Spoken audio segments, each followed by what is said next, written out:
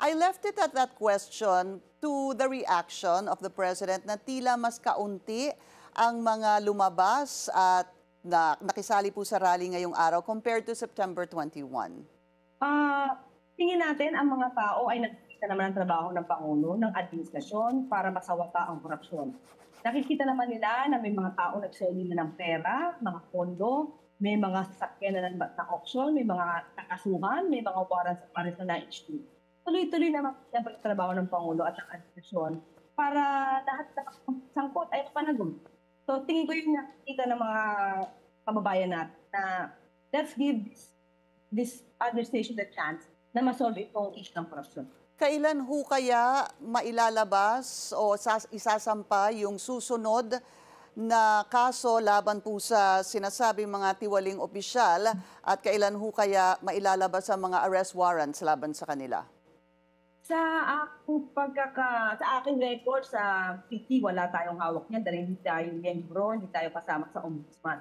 Pero yan naman ang pangakot na dinig natin kila Ombudsman Boying Rivera na mabilis pag-aksyon. Pati po ang DOJ, mabilis na po ang pag-iimbestiga nila. At asahan po natin, baka nga po, before Christmas ay meron po warrants of arrest pa na ma-issue. So, hintayin na lang po sila. Opo, yun po ang sinabi ni Ombudsman Boying. Is the President happy or satisfied rather with the pace by which the investigation is progressing?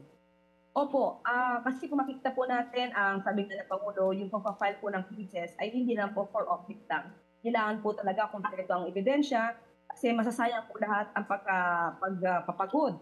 Kapag naman po dahil kulang pala yung ebidensya at makakalusot mga nasasaktan. Ano ang nagiging reaksyon ng palasyo kapag naririnig po yung taong bayan sa ilang mga interview na sinasabi na wala namang malalaking tao ang nahuhuli at naaaresto? Siguro sa ngayon po yan ang pananaw nila dahil baka ang nakikita parang 5 at 10 araw lang pwede agad magsampa ng kaso. Ang gusto po natin para sa taong bayan, ang pagpapile po ng kaso ay mabilis na walang magiging ebidensya na mailalatag. Kaya po, kung mapapansin niyo po, kahit po siya at Congressman Babano, kapag yan ay nagsampa sa Sangguniang Bayan, kahuntuhon po na mga papel ang ibigay nila. So, dahil ako po talaga ay kumbaga trial lawyer, alam ko po na lahat yan ay dapat nilabasa. Sana yun po maintindihan ng taong bayan na lahat po ng ibigay dapat para po mas lakas ang kaso laban nito. Yusek, how is the President taking it or is he even bothered or nasasaktan ho ba siya kapag meron po siyang nakikita at naririnig na mga kababayan natin na gusto siyang iparesign? Sa nasasaktan, hindi ko masasabi nasasaktan, pero ang gusto ng Pangulo kasi makita ng taong bayan na ito po ang ginagawa ng gobyerno. Kung yung iba po kasi na magnanais talaga na siya ipababain, alam naman po natin sa kanila kung anong nais. Kapag ibaba ang Pangulo, meron silang gustong luklok na tutunod. Kumbaga, in line of succession. At yun po ang mas nakakapangamba. Kung ang Pangulo po ay pawawala sa kanyang posisyon, maipagpapatuloy pa po ba itong klase ng pag-iimbestiga na ngayon? At baka naman po yung mga kaalyado ay makaligtas kung maiiba po ang tirato. Kailan humaasahan ang susunod na report ng Pangulo hinggil po dito sa flood control scandal? Kapag ka po agad na meron sa nakuha, hindi po nagdadalawang isip ang Pangulo na lumapat at siya po mismo ang mag-report.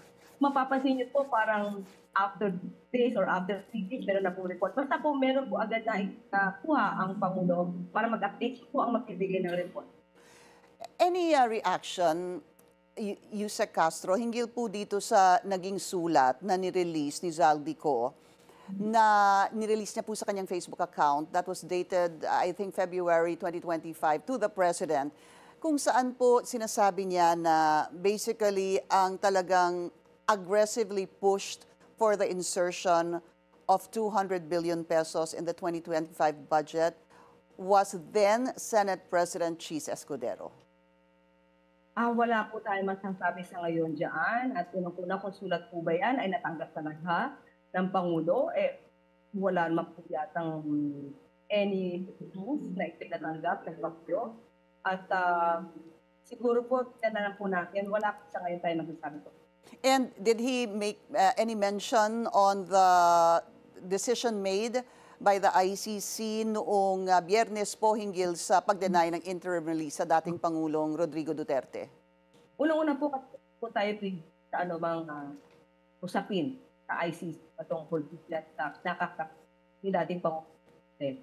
So kung ano po ang ito ng ICC at kung ito po talaga ay nababase sa ebidensya at sa kanilang okupasyon, ikagalang naman po ang aksyon.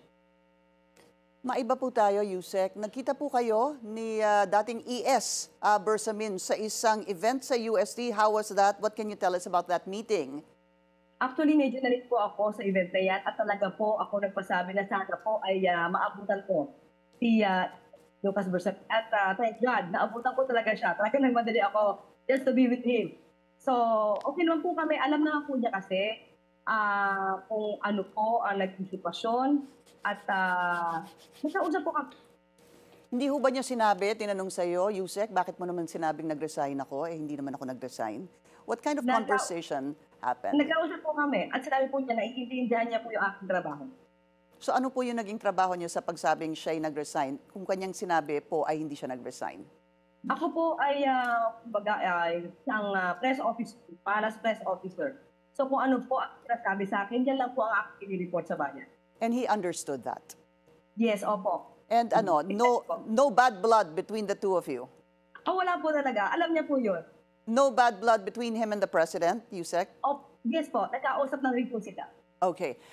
One last question. Yusek, si DepEd Secretary Angaray nadadawit rin dito sa flood control scandal. What is the president's take on this? Sa ngayon po, wala pa po sa amin nasasabi. Tignan po natin, kapag ka po may update patungkol po dyan, ay tulungan po siya.